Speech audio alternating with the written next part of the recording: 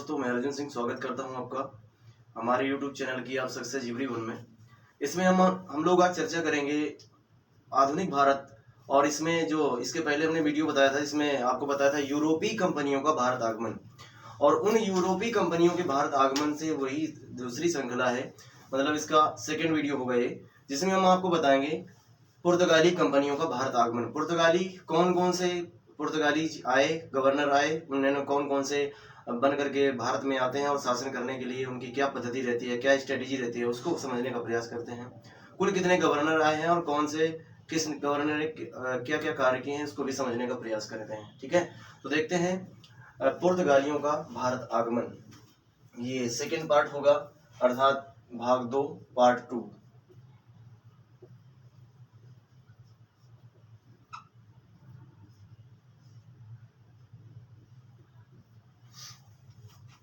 इसमें हम बात करेंगे पुर्तगाली कंपनी का भारत आगमन, है ना। पुर्तगाली ईस्ट इंडिया कंपनी जो आती है ना, पुर्तगालियों का भारत आगमन हुआ, अर्थात पुर्तगाली ईस्ट इंडिया कंपनी है। और इस पुर्तगाली ईस्ट इंडिया कंपनी का जो नाम है एस्तादो द इंडिया, अर्थात पुर्तगाली जो ईस्ट इंडिया कंपनी है, पुर्तगाली east India company, east India company, इसका नाम क्या है? इसे Estado the India, Estado the India के नाम से जाना गया है ना। तो सबसे पहले जो व्यक्ति आता है उसका नाम क्या है? वास्को डी गामा, जो भारत में आया था। इसके पहले जो स्थल मार्ग से आए, अर्थात पुर्तगालियों को भारत में क्यों आए, है ना, ये बात आपको पता होनी चाहिए कि पुर्तगाली भारत में, ये यूरोपीय जो कंपनियां आती हैं उनमें से जो पुर्तगाली सबसे पहले आते हैं, जो 1498 ईस्वी में आते हैं। वास्को डी गामा जो आया पहला व्यक्ति पुर्तगालियों में से 1498 ईस्वी में, केरल के कालीकट के, है ना, जो कोचीन उसका पुराना नाम था, पहले जो केरल है वर्तमान, वो राज्य कोचीन था। और कोचीन का कालीकट का कंपक डाबू नामक बंदरगाह पर उसने अपना जहाजी बेड़ा उतारा था 1498 ईस्वी को, है ना, जिसका स्वागत जमोरिन नामक व्यक्ति ने किया। जमोरिन जिसकी पैतृक उपाधि थी, उसका वास्तविक नाम सामोरी था। ये वास्को डी गामा बार्थोलोमा डियाज द्वारा खोजे गए केप ऑफ गुड होप, जिसे उत्तम आशा अंतरीप के नाम से जानते हैं, इससे होते हुए मेडागास्कर से होते हुए, जहां पर उसे एक गुजराती व्यापारी मिला था जिसको कहते थे अब्दुल मजीद नामक गुजराती व्यापारी के सहयोग से वास्को डी गामा केरल के, अर्थात कोचीन के कालीकट के कंपक डाबू नामक बंदरगाह पर अपना जहाजी बेड़ा उतारा है ना। जो इसके पहले ये नहीं था कि पुर्तगाली या यूरोपीय जो भारत से व्यापार नहीं होता था। इसके पहले भारत से व्यापार हुआ करता था, लेकिन कारण क्यों हुआ कि देखिए, ये यूरोपीय कंपनियों का भारत आगमन का क्या कारण हुआ, वो कौन सा ऐसा कारण है, क्या रीजन था कि जो कि यूरोपीय कंपनियां भारत में स्थल मार्ग की बजाय जल मार्ग से आना सही समझा है, या इनके पास कोई मजबूरी हुई जो कि जलमार्ग से इतना लंबा लगभग 11,000 किलोमीटर का रास्ता जो कि जल मार्ग से होते हुए आता है, जबकि स्थल मार्ग से यहाँ पर तो 5,000 किलोमीटर का ही सिर्फ रास्ता था, जो कि यूरोप से एशिया तक आने का कवर करने में लग जाता था। इसमें समझिएगा कि भारत की भौगोलिक स्थिति भी है, इसमें कुस्तुनतुनिया का पतन भी है, और यूरोपीय राजाओं का समर्थन भी है, और यहाँ की उष्णकटिबंधीय जलवायु का भी बहुत बड़ा रोल अदा करती है। भारत में अन्य देश, अर्थात अन्य कंट्रियों, अर्थात कह सकते हैं यूरोपीय कंपनियों के भारत आगमन में रोल अदा करती है। समझेंगे तो कारण क्या था, यूरोपीय कंपनियों का कारण क्या था, ऐसे ही पुर्तगाली कंपनियों का भारत में आने का कारण क्या था कि कुस्तुनतुनिया का पतन, कुस्तुनतुनिया का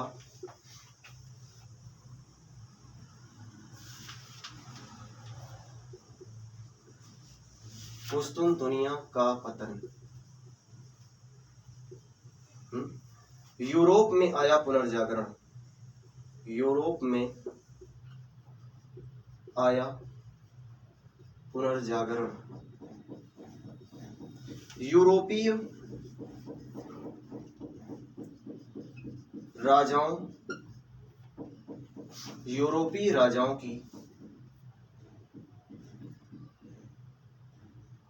राजाओं का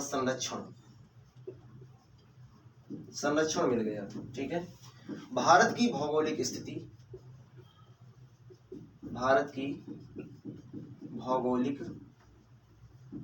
स्थिति है ना। तो ये सारे कारण हुए भारत में आने के। कह सकते हैं जो कुस्तुनतुनिया का जो पतन हुआ वो 1453 ईस्वी में हुआ। कारण यही बना था सबसे ज्यादा कि जो 1453 ईस्वी में तुर्कियों ने कुस्तुनतुनिया पर अधिकार कर लिया। जो तुर्की मुसलमान थे, वर्तमान में जिसका नाम तुर्की है, यहाँ के मुसलमानों ने कुस्तुनतुनिया नामक क्षेत्र पर अधिकार कर लिया है। तो जितने भी यूरोपीय देश के लोग थे, जितने भी यूरोपीय कंट्री के व्यापारी थे, वो जो भारत अर्थात एशिया से व्यापार किया करते थे, इस मार्ग को 1453 ईस्वी में तुर्कियों द्वारा बंद कर दिया गया था। कि आप इस मार्ग से नहीं। क्यों बंद किया? इसका भी कारण है। इसके बंद करने का कारण है कि अगर यूरोपीय ना एशिया में व्यापार करने नहीं आएंगे तो हमारा कंपटीशन कम हो जाएगा। अर्थात तुर्की जो मिस्र से व्यापार करने वाले जितने भी व्यापारी हैं, उनको ये लगेगा कि हमें ज्यादा से ज्यादा मात्रा में स्वयं व्यापार करेंगे, अकेला व्यापार करेंगे तो हमें ज्यादा कंपटीशन नहीं होगा। अर्थात अधिकाधिक लाभ कमाने के लिए इन्होंने कुस्तुनतुनिया के मार्ग को रोक दिया है। दूसरा कारण यही हुआ कि यूरोपीय जितने भी व्यापारी हुए, उन्होंने एक नए वैकल्पिक मार्ग की खोज किया जो कि जल मार्ग था। है ना, इस बात को समझते हैं। तो यूरोप में आया पुनर्जागरण। जब ये सब चीजें हुई तो वो लोग पुनर्जागृत हुए। उनको लगा कि नई नई खोजें की जाएं, जैसे बड़े बड़े शिप बनाए जाएं, वैज्ञानिक आविष्कार किए गए। इसी में एक कुतुबनुमा जो दिशा सूचक यंत्र है, जिसे कुतुबनुमा कहा जाता है, दिक् सूचक यंत्र है, वो बता देता है कि जैसे समुद्र में आए वहां तो जगह ऐसे नहीं पता कर सकते हैं कि जिस जगह पर आप है तो वह किस दिशा में है। तो जो दिशा सूचक यंत्र है, north pole and south pole के माध्यम से वो आकर के वहां पर रुक जाता है, जिससे हमें ये पता चलता है कि हम किस दिशा पर हैं। दिशा सूचक यंत्र का बहुत बड़ा प्रयोग जल मार्ग से आने में इन्होंने प्रयोग किया है। यूरोपीय कंपनियों का आया पुनर्जागरण। समझ पाए? यूरोप में राजाओं का संरक्षण। यूरोपीय राजाओं को जो संरक्षण हुआ, इसमें जैसे यूरोपीय राजा कैसे हुए, जैसे पुर्तगाल जो है ना, पुर्तगाल के जो राजा थे, पुर्तगाल के जो राजा हुए, इसका नाम था हेनरी या हैरी, है ना। और स्पेन की जो रानी है, स्पेन की रानी जिसका नाम था इसाबेला, और ब्रिटेन की रानी है एलिजाबेथ टेलर फर्स्ट। इन्होंने यूरोपीय व्यापारियों को संरक्षण दिया। कहा कि भाई आप भी हमें कुछ परसेंटेज में टैक्स के रूप में देते रहेंगे, आपका भी व्यापार चलता रहेगा और इधर हमें भी टैक्स मिलता रहेगा। भारत की भौगोलिक स्थिति का बहुत बड़ा प्रभाव पड़ता है। भारत जो है उष्णकटिबंधीय जलवायु पर स्थित है। भारत जो है ना उष्णकटिबंधीय जलवायु पर स्थित है, और इसलिए यहाँ पर बहुत सारी विभिन्न प्रकार की वनस्पतियां और फसलें होती हैं। विभिन्न प्रकार की औषधियां, वनस्पतियां, फसलें होती हैं, जिसके कारण यहाँ पर विभिन्न प्रकार की फसलों के होने के कारण भारत को सोने की चिड़िया भी कहा गया है। महमूद गजनवी का इतिहासकार, जिसका शाही इतिहासकार था महमूद गजनवी का, जिसका नाम था उतबी, उसने अपने पुस्तक तारीख ए यामनी में भारत को सोने की चिड़िया कहा है। अगला एक व्यापारी आया, इतावली व्यापारी है, इटली का व्यापारी है, उसका नाम है मार्को पोलो ने लगभग 1293-94 ईस्वी में भारत का भ्रमण किया, भारत की यात्रा किया। इसमें उसने बताया कि भारत जो है ना आर्थिक रूप से बहुत ही समृद्ध देश बताया है उसने। आर्थिक रूप से बहुत ही समृद्ध देश किसने बताया? मार्को पोलो ने। मार्को पोलो ने एक बुक लिखा है जिसका नाम है ट्रैवल ऑफ मार्को पोलो। उसमें इसने बताया है क्या कि भारत आर्थिक रूप से बहुत ही समृद्धशाली देश हुआ करता है। इसके बाद इसीलिए क्वेश्चन ये भी इंपॉर्टेंट है कि मार्को पोलो को मध्यकालीन यात्रियों का राजकुमार के नाम से जाना जाता है। इंपॉर्टेंट क्वेश्चन है। मार्को पोलो को मध्यकालीन यात्रियों का राजकुमार कहा जाता है। सेकंड, तो भौगोलिक स्थिति भी अब आप समझ पा रहे होंगे कि यहाँ पर, और भौगोलिक स्थिति में जब विभिन्न प्रकार की फसलें जैसे कपास, गरम मसाले, इलायची, है ना, कपास, मतलब इससे होने वाले रॉ मटेरियल जो भी ले जाते थे पुर्तगाली या यूरोपीय, चाहे अंग्रेजों की बात करें, फ्रांसीसियों की बात करें, डेनिश, स्पेनिश, जितने भी लोग आए, स्वीडिश, ये सारे लोग यहाँ से किसका व्यापार किए हैं? क्योंकि यूरोपियन कंट्रीज ठंडा मुल्क पाए जाते हैं, वहाँ पर गर्मी सूती वस्त्रों की जरूरत होती है, ऊनी वस्त्रों की जरूरत होती है, मसालों की जरूरत होती है ना, गर्म वस्त्रों की जरूरत होती है, इंडिगो अर्थात नील की भी जरूरत होती थी। तो ये सब भारत में प्रचुर मात्रा में पैदा होती थी, जिससे ये लोग यहाँ से ले जाते थे, मतलब यहाँ से ले जा रही वस्तु को अपने यहाँ देश में बेचते थे, जो कि आने जाने के खर्च को लगा करके, मतलब उसको हटा करके भी 60% ज्यादा फायदा कमाते थे लोग, है ना। तो यही था भाई, है ना। समझते हैं, आगे चलते हैं कि सबसे पहले हम लोग बात कर रहे हैं पुर्तगाली कंपनियों का भारत आगमन, और जिसमें से सबसे पहला जो गवर्नर बन करके आता है उसकी बात करते हैं, क्योंकि हमने पिछले वीडियो में आपको बता दिया था वास्को डी गामा का भारत आगमन होता है ना, उसका स्वागत किया जाता है। अब यही पर यही क्रम हुआ कि वास्को डी गामा भारत में 3 बार आया। पहले तो 1902 में आया, पहले तो 1498 में आया, फिर 1502 में आया, फिर 1524 में आया है, 3 बार, ये हमने बताया था आपको। अब आगे हम बढ़ेंगे इसी क्रम को चलते हुए आगे बढ़ाते हैं और बात करते हैं गवर्नर की।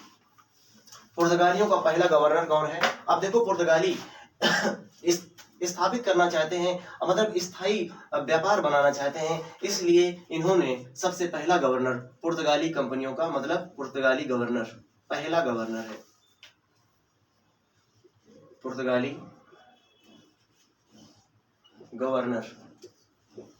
देखो, जो पुर्तगाली गवर्नर बन करके आए तो इसमें कुल 3 गवर्नरों का उल्लेख मिलता है। 3 गवर्नर इंपॉर्टेंट हैं, उनको हम बताते हैं आपको, ठीक है। 3 ही गवर्नर आए भी हैं, देखिएगा। सबसे पहले है Francisco de Almeida. Francisco de Almeida. जो इसका समय है, जो फ्रांसिस्को डी अल्मीडा है, इसका समय 1505 से लेकर के 1509 ईस्वी तक रहा। 1505 ईस्वी से लेकर के 1505 1505 टू 1509 तक ये फ्रांसिस्को डी अल्मीडा रहता है। जो दूसरा गवर्नर है जिसका नाम है अल्फांसो डी अल्बुकर्क। अल्फांसो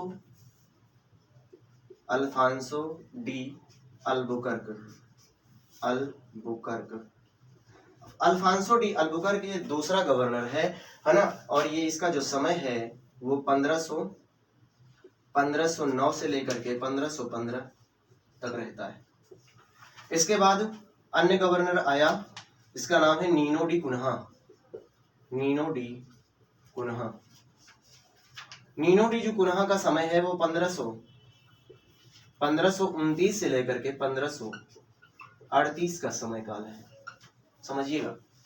अब आप ये समझ पा रहे होंगे, यहां से ये डाउट हो रहा होगा कि ये बताइए, ये 1509 से लेकर के 1515 का समय जो रहा वो ठीक है, 1515 से लेकर के 1529 के बीच का समय कहाँ चला गया? तो इतने समय ना यूरोप में इतने समय धर्म युद्ध चल रहा है, गृह युद्ध चल रहा था, इसलिए यहाँ कोई गवर्नर बन करके नहीं आता है। 1529 से लेकर के 1538 में एक तीसरा गवर्नर है जिसका नाम है नीनो डी कुन्हा, ये आता है, ठीक है। तो चलते हैं एक गवर्नर जनरल के बारे में, गवर्नर के बारे में आपको बताते हैं, इन्होंने क्या काम किया है पुर्तगालियों की इस कंपनी में। तो उनके महत्वपूर्ण प्रश्न यहाँ पर बनेंगे, उसको समझते हैं। सबसे पहला है फ्रांसिस्को डी अल्मीडा, इसको समझते हैं पहले।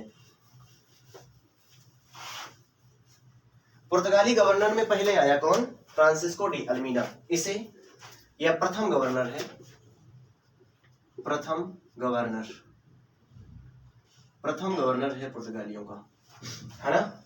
इसने क्या किया है, ये प्रथम गवर्नर है, इसने कोचीन को, इसने कोचीन को अपना मुख्यालय बनाया, मुख्यालय बनाया। अब ये क्वेश्चन पूछा जाएगा कि जो पुर्तगालियों की पहली कोठी कहां पर स्थापित हुई थी। यह भी क्वेश्चन पूछा जाता है कि पुर्तगालियों ने अपनी पहली कोठी या पहली फैक्ट्री कहां पर स्थापित की थी। आप बता देंगे पुर्तगालियों ने पहली कोठी या पहली फैक्ट्री, पहली कोठी 1503 ईस्वी में कोचीन में स्थापित किया था। कोचीन वर्तमान केरल है, कोचीन में स्थापित किया था। और इसी को अपना मुख्यालय कौन बनाता है, अल्फांसो डी अल्बुकर्क बनाता है। इसके समय 2 युद्ध होते हैं, उस बात को समझते हैं हम लोग कि ये युद्ध क्यों हुए। अर्थात जो पुर्तगाली समझते हैं, पुर्तगाली चाहते हैं कि जो तुर्की व्यापारी हैं, जो मिस्र के व्यापारी हैं, जो गुजरात के व्यापारी हैं, उनसे उनको ना, इनको परास्त करके, इनको हरा करके हम स्वयं सागर के मालिक बनना चाहते हैं। ये कंपटीशन नहीं चाहते हैं, है ना। तो अगर अब ये भी तो युद्ध होगा कि हमारे जो दूसरे कंपटीटर आ गए हैं, इन मिस्रवासियों के, इन तुर्कियों को लगा, इन गुजरात व्यापारियों को लगा गुजराती के, कि जो पुर्तगाली हैं इनको हटाओ, ये बीच के कांटे को हटाओ, हमारा व्यापार सुगम रूप से चल रहा था, बीच में दिक्कत पैदा करने आ गए हैं। तो इस बात को भी समझते हुए चलेंगे हम लोग। तो देखिएगा, इनका पहला युद्ध होता है फ्रांसिस्को डी अल्मीडा और संयुक्त सेना के बीच। पहला युद्ध है चौल का युद्ध, चौल का युद्ध। और जो चौल का युद्ध है वो 1508 ईस्वी में लड़ा गया। चौल का युद्ध 1508 ईस्वी में लड़ा गया। अब ये पूछा जाता है किसके किसके बीच लड़ा गया था। तो अल्मीडा अर्थात फ्रांसिस्को डी अल्मीडा प्लस उसके पुत्र, इसका पुत्र भी रहता है इसमें, और संयुक्त सेना के बीच लड़ा गया। अब ये संयुक्त सेना कौन है, आप बता देंगे कि तुर्की प्लस मिस्र प्लस गुजरात का शासक, ये 3 संयुक्त सेनाओं के बीच ये युद्ध होता है। और यह 1508 ईस्वी में युद्ध लड़ा गया, जिसे चौल का युद्ध के नाम से जाना गया। यह किसके किसके बीच हुआ है, अल्मीडा उसके पुत्र वर्सेस संयुक्त सेना के बीच, तुर्की की और मिस्र की सेना और गुजरात के शासक के बीच होता है। ठीक है। इसके बाद क्या हुआ है, इसमें अल्मीडा का पुत्र मारा गया, अल्मीडा का पुत्र मारा गया, अर्थात अल्मीडा क्या हुआ, पराजित हुआ। और विजय किसकी होती है, संयुक्त सेनाओं की विजय हुई। इसके पुत्र को मार करके सागर में फेंक दिया इन संयुक्त सेना ने। इसके बाद दूसरा युद्ध हुआ, वो 1509 ईस्वी में लड़ा अल्मीडा ने स्वयं। तो इसको देखेंगे हम, इसको नोट करते हैं, इसके बाद चलते हैं आगे। अगला युद्ध होता है 1509 में। 1509 का जो युद्ध है इसे हम कहते हैं दीव का युद्ध। दीव का युद्ध कब लड़ा गया बता देंगे, 1509 ईस्वी में लड़ा गया था। किसके किसके बीच लड़ा गया था ये भी बता देंगे फटाक से। किसके किसके बीच लड़ा गया था बताएंगे भैया, अल्मीडा के बीच लड़ा गया था, फ्रांसिस्को डी अल्मीडा वर्सेस संयुक्त सेना। और इस संयुक्त सेना में मिस्र की सेना है, मिस्र के व्यापारी हैं प्लस तुर्की के व्यापारी हैं प्लस गुजरात का शासक, इसके बीच ये युद्ध लड़ा जाता है। तो इसमें विजय किसकी होती है, अल्मीडा इसमें विजयी रहता है और पराजय होती है संयुक्त सेनाओं की। ठीक है, पराजय होती है, अल्मीडा ने पराजित कर दिया इस संयुक्त सेना को। और अब पुर्तगाली क्या हो जाते हैं, अब पुर्तगाली पूरी तरह से हिंद महासागर में प्रभावी हो जाते हैं, हिंद महासागर के स्वामी बन जाते हैं। ठीक है, इसके बाद अगला जो, क्योंकि 1509 तक ही इसका शासन रहा है अल्मीडा का, इसके बाद दूसरा गवर्नर आता है जिसका नाम रहता है अल्बुकर्क ने क्या किया है इस बात को भी समझेंगे। दूसरा गवर्नर आया, इसका नाम है अल्फांसो डी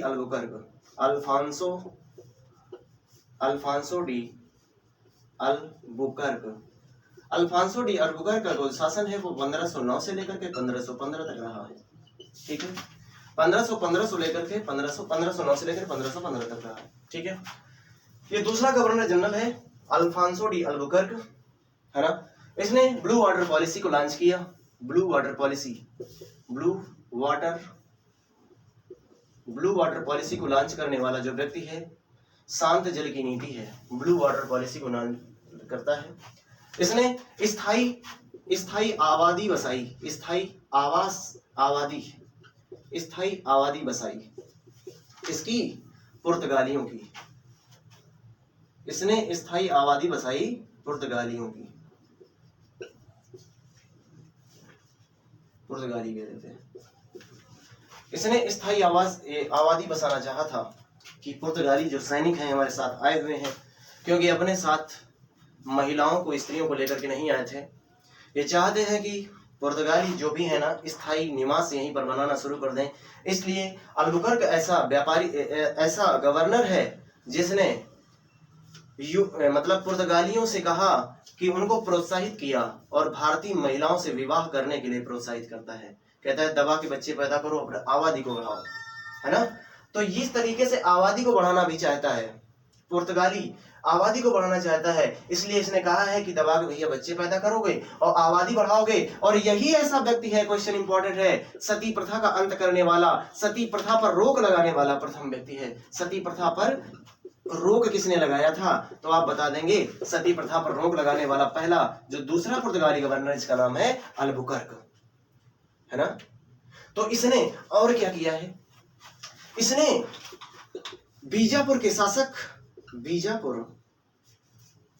इसने बीजापुर के शासक यूसुफ आदिल शाह, इसने बीजापुर के शासक यूसुफ आदिल शाह से गोवा छीन लिया भैया। कब छीन लिया? 1510 में। 1510 में गोवा छीन लिया। अब समझ रहे हो ना आप, क्या समझ रहे हो भाई? समझ ये रहे हो कि पहला जो गवर्नर आया अल्फांसो डी अल्बुकर्क, ये दूसरा गवर्नर है। और फ्रांसिस्को डी जो अल्मीडा आया था, उसने दीव को जीता, दमन को जीता है ना। इसके बाद गोवा पर अधिकार कर लिया है, किसने? अल्बुकर्क ने। और बीजापुर तो था ही, जिससे छीन लिया उसने, गोवा को भी छीन लिया। अब पराजित कर देगा तो उसके अधीन काम करेगा ना। तो इसको देखिए, आदिल शाही शासक यूसुफ आदिल शाह से गोवा को छीना है। इसने मलक्का को छीना। कब? मलक्का पर अधिकार, व्यापारिक मंडी है एक, मलक्का पर अधिकार इसने 1511 ईस्वी में किया। इसके बाद हारमुज पर अधिकार किया, हारमुज पर जो अधिकार किया है वो कब किया? 1515 पर किया है। हारमुज पर अधिकार कर लिया, मलक्का पर 1511 में, हारमुज पर 1515 में, गोवा को छीना 1510 में। और इसने सती प्रथा पर रोक लगाया, ब्लू वाटर पॉलिसी को लॉन्च किया, स्थायी आबादी बसाना भी चाहता था। ये गवर्नर है अल्बुकर्क। इसलिए आप समझ पा रहे हैं कि अल्बुकर्क के द्वारा ये सारे कार्य किए जा रहे हैं। और इसके बाद अगला जो व्यापारी आता है नीनो डी कुन्हा, उसको भी थोड़ा समझ लेते हैं। और इसके बाद ये पुर्तगालियों का यहाँ से चैप्टर क्लोज होता है थोड़ा सा, और आगे बढ़ेंगे हम लोग ईस्ट इंडिया कंपनी की तरफ। ठीक है, तो देखिएगा तीसरा व्यापारी है, इसका नाम है गवर्नर। तीसरा गवर्नर है जिसका नाम है नीनो डी कुन्हा।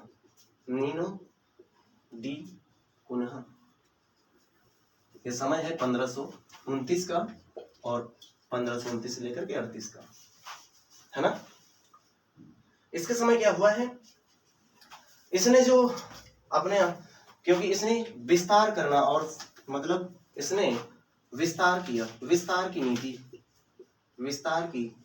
नीति का पालन किया, विस्तार किया है। कार्टेज व्यवस्था लाया, है ना, मतलब लाइसेंस व्यवस्था, कार्टेज व्यवस्था इसके द्वारा लाई गई है। ये यहाँ तक कि जो अकबर है ना, क्योंकि अकबर जो है मुगल शासकों के भी सिर्फ जहाज बिना कार्डेज के, बिना लाइसेंस के सागर पर नहीं उतारने देते थे। तो पुर्तगालियों के गवर्नर रहे 3 जो कि इम्पोर्टेंट रहे आपके लिए, है ना। अगले वीडियो में आपसे मिलेंगे और बात करेंगे हम ईस्ट इंडिया कंपनी और फिर आगे जो कंपनी फ्रांसीसी और स्वीडिश डेनिश जो कंपनियां हैं इनके बारे में भी चर्चा करेंगे। तब तक इतना देखते रहें और फिर मिलते हैं आपको नेक्स्ट वीडियो में, जिसमें हम आपको बताएंगे ईस्ट इंडिया कंपनी के बारे में। तब तक के लिए देखते रहें और बने रहें साथ में। अगर चैनल पर नए हैं तो लाइक करें, सब्सक्राइब करें और शेयर करें। जय हिंद, जय भारत।